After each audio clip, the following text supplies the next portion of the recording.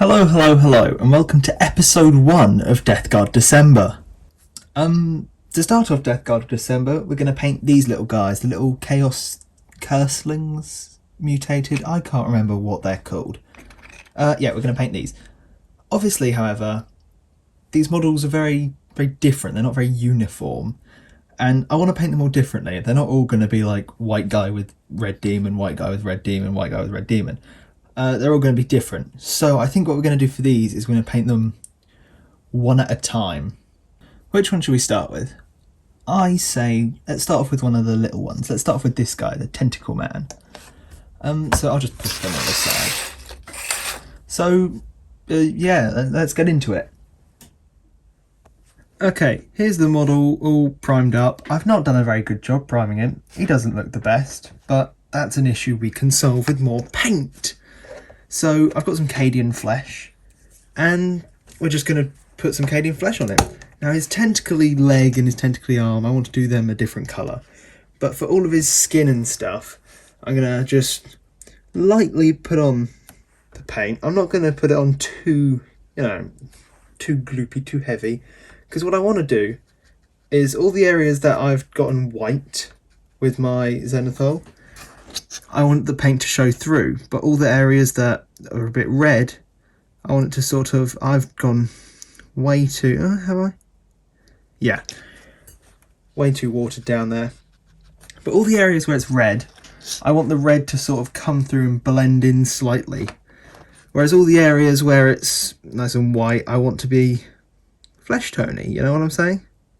I'm speaking nonsense, this is making no sense. Kind of look like that. That looked good.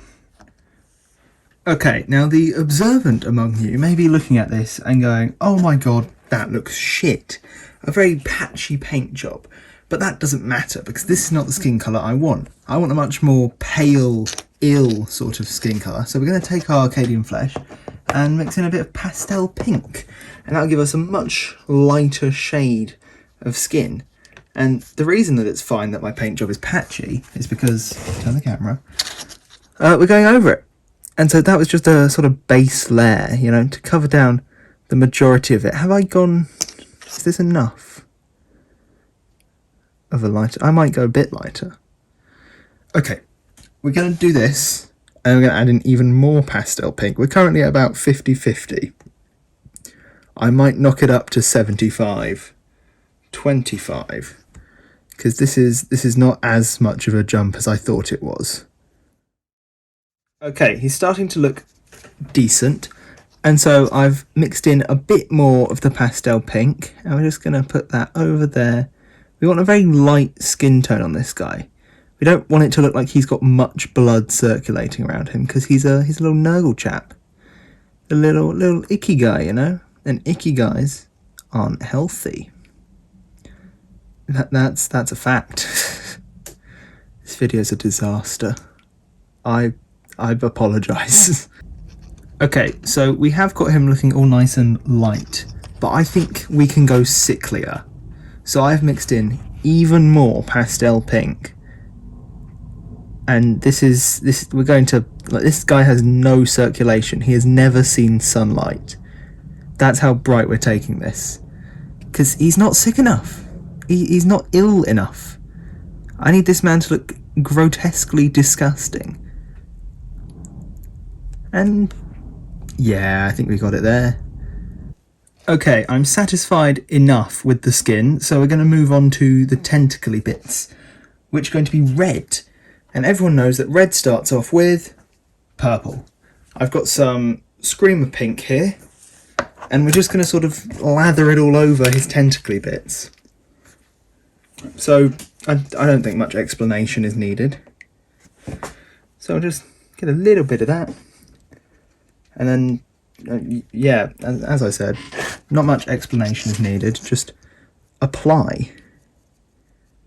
Next up, we're going to take some corn red. And I don't know if you can see, but his tentacles sort of have this texture going across them. And I'm going to try and follow that with the red. Just to give it a sort of weird tentacly look, you know? And hopefully, I'm not going to go in any of the cracks in between these weird tentacles. And hopefully this is going to give it some weird texture-y stuff going on, because he's a little creepy guy. He's got a weird little thing. Okay, just as a final highlight for all the tentacles, just to brighten them up a bit, we're going to use some Mephiston red on... Can I get a bit close? There we go. And we're just, again, going to go over all of the lines, but only really the central ones on the areas we want to highlight the most. For example, the front of this knee, the very top of this tentacle, maybe the slight bit at the top of this one. But we're not going to cover all of the areas that would be hit by light. Is what I'm saying making sense? I don't think it is. Okay, so it's currently the 8th of December, I believe, and I've not finished a single Death Guard December model. As a result of this, we're going to try and speed through this guy as fast as possible. And you know what that means? Contrast paint. Let's get into it. Which one should we start with? Let's go off with the green. We've got a bile tan green, which I'm going to use for all his cloths. So let's zoom, turn, bring him over, zoom out a bit so he doesn't go out of frame too many times. And then shake the bottle properly, open it up, get a bit out, put it down on the palette. Do you water down contrast paints? Probably not. And then this is going to go on all of his fabrics. Hopefully I picked a nice green. Nope. This is really... Can I get it thicker? This is way too watery. Oh, that is not nice. Blech. Okay, we're gonna absorb. We're gonna try a different green. Do I have any other greens? Absorb. Okay, let's find a different green. Okay, I've got more greens. We're gonna try Militarum green first then instead. Oh, that is much darker. Look at that. Lovely jubbly, that should work. Take out a bit of this, put it on the palette. Let's see how this one goes. Is he dry? He's not really dry, but they're wet paints anyway. Ah, yes, that's much, much darker. Lovely, there we go. I might do a couple coats to get it a bit darker, because it is still a bit light in some areas, but that's fine. It'll be fine, yeah. Okay, so I've applied the green.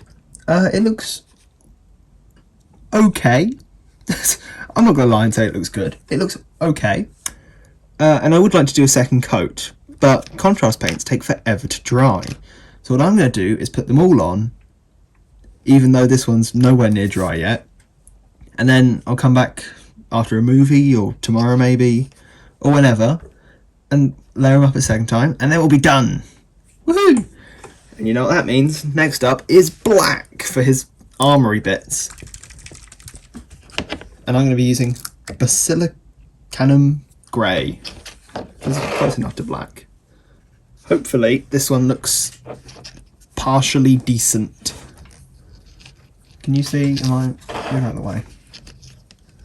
There we go. Well, that's alright. It's a bit light. I could go in a bit thicker, but that's alright. I've already gotten it on him. That's lovely. That's what I wanted. Yeah, wash that off. Yeah, that's not... is that terrible? I can't tell. See, I don't like using contrast paints. I like taking hours and layering up. It's not fun. I'm not having a good time. Why couldn't December be longer? Okay, the grey looks terrible on the shoulder pad, but it doesn't look too bad on the helmet. So we're going to move on to the brown. And we're going to boop, boop, boop. Oh, that's quite a reddish brown. I don't know if that... Oh, I don't know if I picked a bad brown or not. Only one way to find out. Yep, I have. Okay, well, he can have a reddish brown wristband, but I'm finding another brown for the rest of his stuff. That's not something I like. Okay, new brown. Guess what my idiotic brain just remembered? Contrast paints are pretty much just watered down regular paints. So I got Hull Red, which is a brown, and I'm just going to water it down. And hopefully that'll act as a wash. I don't have to use any bad washes I don't like. Good enough. Also, just before I let these contrasts dry to then inevitably go over them with my newfound knowledge of watered down paint, I'm going to cover all of the eyeball thingies on him in white. Just in preparation for some amazing freehanding. Maybe that white's too bright. I'll be fine. Okay, so it's all dry and it doesn't look too terrible. It doesn't look good, but it doesn't look too terrible. What we're going to do to fix up this metal, because that's not the best, is take some more of our silicon grey. Now we're just not that much. And what we're going to do is sort of, how do I put it? We're going to be painting in the shadows, but since this is a contrast, you can't really use them as normal paints. But I'm going to try and do it. This is making no sense what I'm saying. I'm going to use it like a normal paint to fill in the shadow areas, like down here and along there, under there, under there. And then hopefully, if I take some water and sort of feather it out at the top, hopefully that'll dry and give us a sort of shadow on the metal. Okay, so it's dried. It looks a lot better now. If it were in focus, there you go. Looks a lot better now. Still not amazing, but I want to get some Death Guard stuff out this month, so it'll have to do. But with that done, that means there's only one thing left. All these little eyeballs. Now the eyeballs are very small, and that means they're going to be annoying to paint.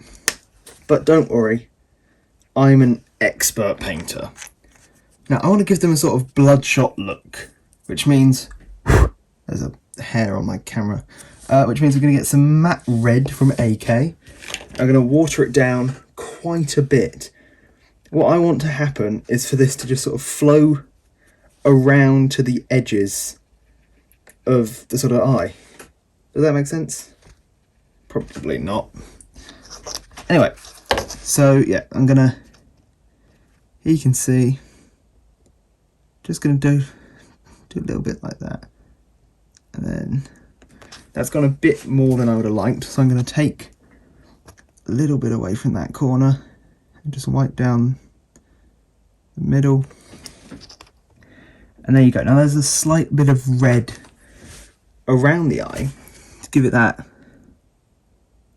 appearance. Let's get a bit more underneath. There we go. Pretty cool.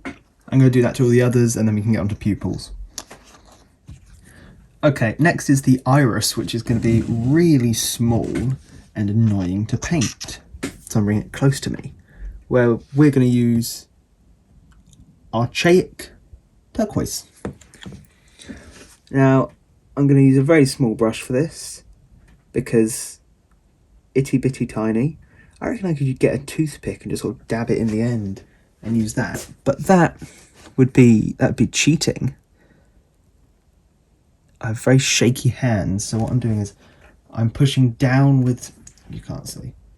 What I'm doing is to sort of help concentrate my shaky hands. Is with the hand holding the paintbrush, I'm pushing down. And with my other hand, I've got it underneath, pushing up, which sort of stabilises the brush. Does that make sense? I don't know. Anyway, let's zoom it in so you can see. And then, it's not really working. But, oh no, it is. This is not fun. I can't really draw a good circle. So I'm going to try just keep dabbing it. I'm putting the paint on quite thick because I don't want to have to do a second coat. And that is pretty good. I mean, I'm quite happy with that.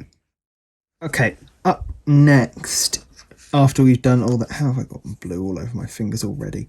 Up next, we've done all the little pupils on the eyes, as you can see, looking okayish. I'm not happy with these little small ones, but I don't care enough to fix them. This one I'm really happy with though.